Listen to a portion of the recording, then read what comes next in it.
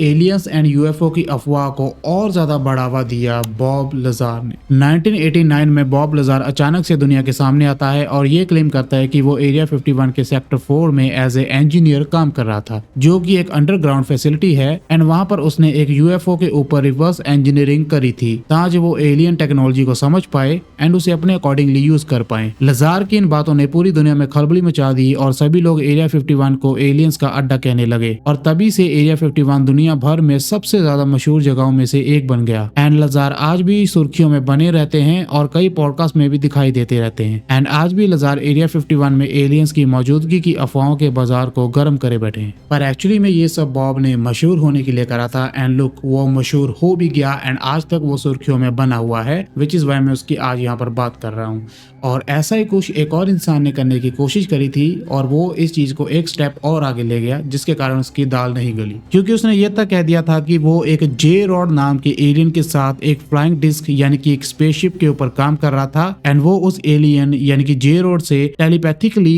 Communicate कर रहा था। सो ये तो कुछ ज्यादा ही कर गया वो और इसलिए लोगों ने उसके ऊपर बिलीव नहीं करा, तो वो ज्यादा फेमस नहीं हुआ। लेकिन अगर बात करें हम बॉब लजार की, तो उसकी रिवर्स इंजीनियरिंग वाली बात झूठी नहीं है। एरिया 51 में रिवर्स इंजीनियरिंग तो हुई थी बट किसी यूएफओ की नहीं, बल्कि अमेरिका द्वारा पकड़े गए एक रशियन सुपरसोनिक जेट मिड 21 पर। मिड 21 रशियन सुपरसोनिक जेट था जो कि लड़ाई में अमेरिका पर भारी पड़ रहा था एंड इसे चालाकी से हासिल करने के बाद अमेरिका इस पर रिवर्स इंजीनियरिंग करता है एंड उसके पूरे पुर्जे खोलकर उसे स्टडी करता है एंड फिर वापिस से उसे जोड़कर उसे सक्सेसफुली उड़ाता भी है। ये प्रोजेक्ट भी एक सीक्रेट प्रोजेक्ट था जिसका नाम था हैव डोनट एंड ये भी एक बहुत बड़ा प्रोजेक्ट था जिसके लिए एरिया 51 के एरिया में और ज्यादा फैसिलिटीज बिल्ड करी गई, जैसे कि और ज्यादा कैंपस लगाए गए और ज्यादा लोगों को काम करने के लिए बुलाया गया। एंड ये एरिया 51 की हिस्ट्री में तीसरी बार था कि इसमें इतने बड़े लेवल पर चेंजेस करे गए थे। एंड इसी के साथ एरिया 51 एक सीक्रेट बेस के साथ साथ एक प्रयोगशाला भी बन जाता है और इसकी सीक्रेसी को कायम रखने के लिए अमेरिका ने पूरे एरिया 51 के ऊपर से एयर स्पेस को पूरी तरह से परमानेंटली क्लोज कर दिया था, यानी कि अभी कोई भी सैटेलाइट एरिया 51 के ऊपर निगरानी नहीं कर सकती और ना ही उसके ऊपर से कोई भी जहाज उड़ सकता है। इस वक्त तक आते आते अमेरिका स्पाई करने के लिए लॉकहीड U2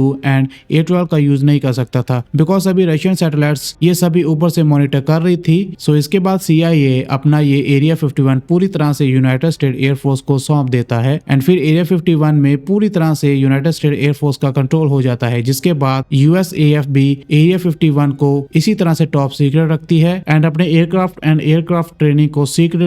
कंटिन्यू रखती है।